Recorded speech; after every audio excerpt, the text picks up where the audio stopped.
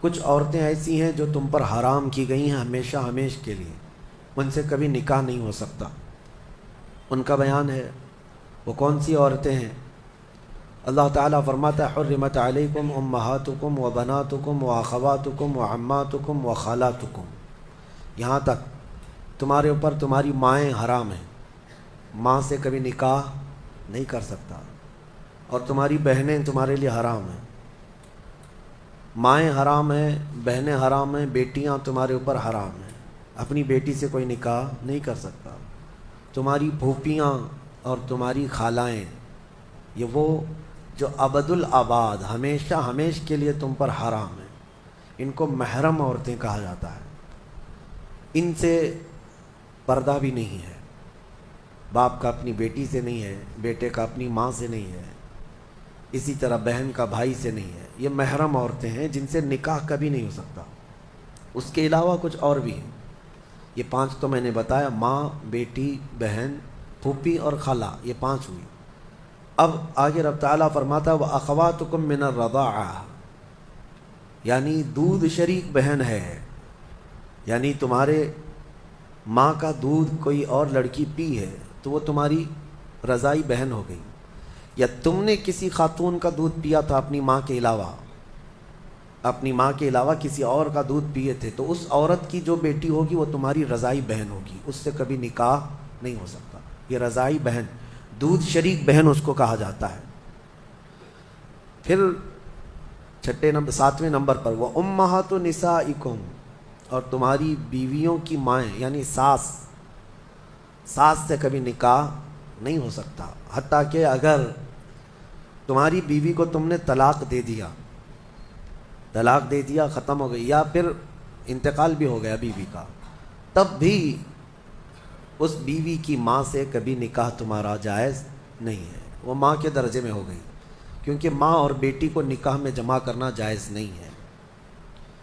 وَرَبَائِبُكُمُ اللَّاتِي فِي حُجُورِكُم مِّن نِّسَائِكُمُ اللَّاتِي دَخَلْتُم بِهِنَّ، یا پھر وہ لڑکی جو تمہاری خود کی تو نہیں ہے لیکن تمہاری بیوی کی لڑکی ہے، یعنی کسی اور شوہر سے ہوئی ہوگی، اس لڑکی کے ساتھ نکاح بھی تمہارا کبھی جائز نہیں ہوگا۔ اور پھر آگے 2 بہنوں کا ایک نکاح میں جمع کرنا، یہ بھی سخت حرام ہے، یعنی ایک عورت سے نکاح کیا تھا اور اسی عورت کی بہن سے دوبارہ ایک ہی نکاح میں شریک کر لیا، زندگی دونوں بہنوں کے ساتھ گزار رہا ہے، تو وہ سخت گناہ کبیرہ میں مبتلا ہے، حرام ہے، زنا ہے، نکاح ہوگا ہی نہیں، نکاح نہیں ہوگا۔ دوسری بہن کے ساتھ جو اس نے نکاح کیا وہ نکاح منعقد ہی نہیں ہوا، اس نے اس کے ساتھ زنا کیا۔ تو یہ عورتیں ذہن میں رہیں۔ بعض لوگ پھر ہم سے یہ بھی سوال کرتے ہیں چاچا کی بیٹی سے، ماموں کی بیٹی سے، پھوپھی کی بیٹی سے نکاح جائز ہے یا نہیں؟ تو ہندوؤں کے ہاں کچھ چیزیں اس طرح کی مانی جاتی ہیں کہ ان کے ہاں چاچا کی بیٹی سے نکاح نہیں ہوتا، لیکن اسلام میں ایسا نہیں ہے۔ صرف تمہاری سگی بہن سے نکاح جائز نہیں، باقی جو تمہارے کزنس ہیں، یعنی چاچا کی بیٹی، پھوپھی کی بیٹی، ماموں کی بیٹی، خالہ کی بیٹی، ان سب سے نکاح جائز ہے، ان سب سے نکاح جائز ہے۔ بسا اوقات ایسا بھی ہوتا ہے، میں آپ کو بتاؤں، مثال کے طور پر تمہارے ماموں کی نواسی ہے، آپ کے ماموں کی نواسی ہے، یعنی آپ کے ماموں کی بیٹی، ویسے دیکھا جائے تو رشتے میں تمہاری کیا لگتی ہے؟ وہ بھانجی، رشتے میں تمہاری بھانجی لگتی ہے۔ تو ظاہر سی بات ہے بہن کی بیٹی سے اور بھائی کی بیٹی سے بھی نکاح جائز نہیں ہے، سگی بھانجی اور سگی بھتیجی سے نکاح جائز نہیں، لیکن اگر اس طرح ماموں کی بیٹی بھانجی لگ رہی اس سے نکاح جائز ہے۔ اسی طرح پھوپھی کی نواسی یا پوتی ہے، اس سے بھی تمہارا نکاح جائز ہے، وہ سگی بھانجی یا سگی بھتیجی نہیں ہے۔ تو یہ احکام مسلمانوں کو یاد ہونا چاہیے کہ کون سی عورتیں تمہارے لیے حلال ہیں اور کون سی عورتیں تمہارے لیے حرام ہیں۔ اب ان کے علاوہ جو عورتیں میں نے بتایا، یہاں جو عورتیں میں نے بتایا، ان عورتوں کے علاوہ جتنی بھی عورتیں ہیں جن سے نکاح تمہارا جائز ہے، ان سے پردہ بھی واجب ہے، یہ بات یاد رکھ لیں۔ جس سے تمہارا نکاح ہو سکتا ہے اس سے تمہارا پردہ کرنا بھی واجب ہے.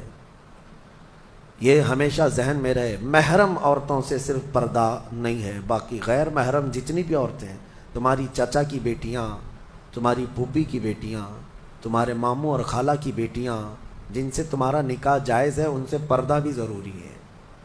پردہ ضروری ہے. اور اسی میں شریعت کی پکڑ بھی ہے. اللہ تبارک و تعالیٰ کی بارگاہ میں اس کی پکڑ ہے. اب آگے آئیں. اللہ تبارک و تعالیٰ نے گھریلو احکام کے متعلق فرمایا الرجال قوامون علی النساء. مردوں کو ہم نے عورتوں پر حاکم بنایا ہے. حاکم کا مطلب یہ نہیں ہے کہ بیلچا لے کر کے اس کو ہانکتا رہے، یا پھر حاکم کا مطلب یہ بھی نہیں ہے کہ رسی اور ڈنڈا لے کر کے اس کے پیچھے پڑا رہے. حاکم کا مطلب یہ ہے کہ مرد کو معاش کی تمام ذمہ داریاں دی گئی ہیں. گھر چلانا، گھر کا خرچہ لانا یہ مرد کی ذمہ داری ہے، اور گھر گرہستی جو اندر کے معاملات سنبھالنا یہ عورت کے کام ہے. اگرچہ آج زمانے میں بدل گیا، کچھ مرد گھر میں بیٹھے ہیں اور عورتیں کام پہ ہیں.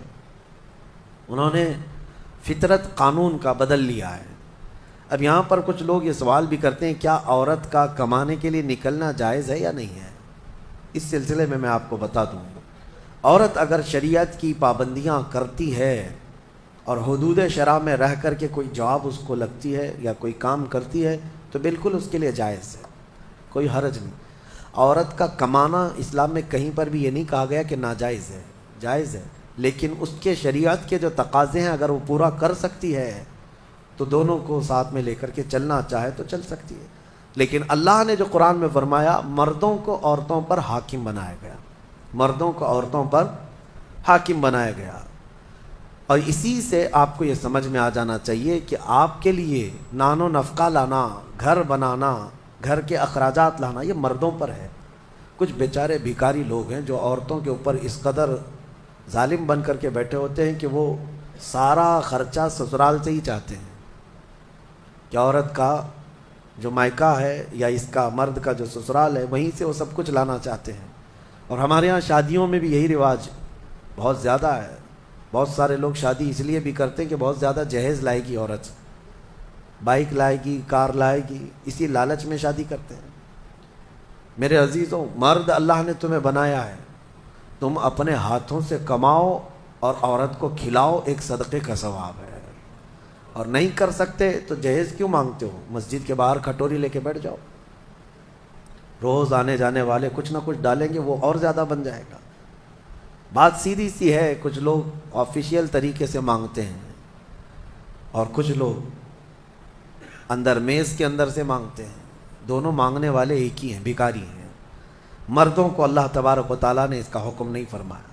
عرب میں جا کر کے دیکھیں، شادی کرنے کے لیے جب ہم وہاں یہ کہتے ہیں کہ ہندوستان میں عورت جہیز لاتی ہے، عورت کا باپ کپڑے بھی دیتا ہے، پیسہ بھی دیتا ہے، تو وہ اچھل جاتے ہیں. کیا ایسا بھی ہوتا ہے؟ ہم کو لے چلو، ہمیں وہاں سے شادی کروا دو. اس کی وجہ یہ ہے کہ عرب میں آج بھی مہر بہت اونچا ہوتا ہے. صرف سعودی کا مہر 50,000 ریال عام عورتیں مانگتی ہیں. عام عورتیں 50,000 ریال کی بات کر رہا ہوں، تقریباً 11-12 لاکھ روپے ہو جاتے ہیں. تو نارمل مہر جو ہے یہ رکھا جاتا ہے. پھر مرد کے اوپر یہ ضروری ہوتا ہے وہ اپنے باپ کے گھر میں نہ لے جائے شادی کر کے، خود کا گھر ہو تو شادی کر. یہ سارے وہاں پر ضروریات رکھے گئے. بہرحال ہمارے ہاں اگرچہ یہ دوسری قوموں سے رواج آ گیا ہے، لیکن آپ کو بدلنے کی ضرورت ہے. کم از کم آپ اپنا نیا گھر نہیں بنا سکتے، بہت کچھ نہیں کر سکتے، تو کم از کم ان گھر والوں سے، عورت والوں سے مانگنا تو بند کر دو. جتنا آپ کے پاس ہے اسی میں خوش رہو. اور اللہ کا وعدہ ہے قرآن میں کہ اگر تم فقیر بھی ہو تو اللہ اپنے فضل سے غنی بنا دے گا، غنی بنا دے گا. اب ایک اور آیت اس میں آئی ہے. اللہ تعالیٰ فرماتا ہے جب شوہر اور بیوی کے درمیان اختلاف ہو جائے، جھگڑے زیادہ ہو جائیں، تو اللہ نے فرمایا ادھر سے ایک آدمی ادھر سے ایک آدمی آئے، فَبَعَثُوا حَكَمًا مِّنْ أَهْلِهِ وَحَكَمًا مِّنْ أَهْلِهَا إِن يُرِيدَا إِصْلَاحًا. اگر وہ لوگ اصلاح چاہتے ہیں تو دونوں کی طرف سے ایک ایک آئے اور بیٹھے. اللہ فرماتا یوفق اللہ بینہما، اللہ ان دونوں کے درمیان پھر سے اتفاق پیدا فرمائے گا، اصلاح کی نیت ہونی چاہیے. لیکن مشورہ میرا یہ ہے کہ دونوں طرف کی ساسوں کو نہ لایا جائے. ہاں، نہ لڑکی کی اماں کو لایا جائے نہ لڑکی کی اماں کو لایا جائے. فیصلے بگڑ جاتے ہیں، کیونکہ برسوں سے ہم نے بھی دیکھا ہے بہت سارے گھروں کو توڑنے میں ان لوگوں کا ہاتھ رہتا ہے. ہونا تو یہ چاہیے کہ ماں اپنی بیٹی کو ہمت دے کہ ساری مصیبتیں آتی رہتی ہیں، تکالیف آتی رہتی ہیں، تم آگے بڑھو. نہیں، بلکہ وہاں تو وہ اڑنگا ڈال کر کھڑی رہتی ہیں. کیسے تو برداشت کرتی ہے؟ چھوڑ کر کے آ جا، کب تک پالے گی؟ قرآن کا حکم یہ ہے کہ دونوں کی طرف سے ایک ایک ذمہ دار جائیں. اگر اصلاح کی نیت ہے تو اللہ دونوں کے درمیان اتفاق پیدا فرمائے گا، دونوں کے درمیان اتفاق ہوگا. اور آئے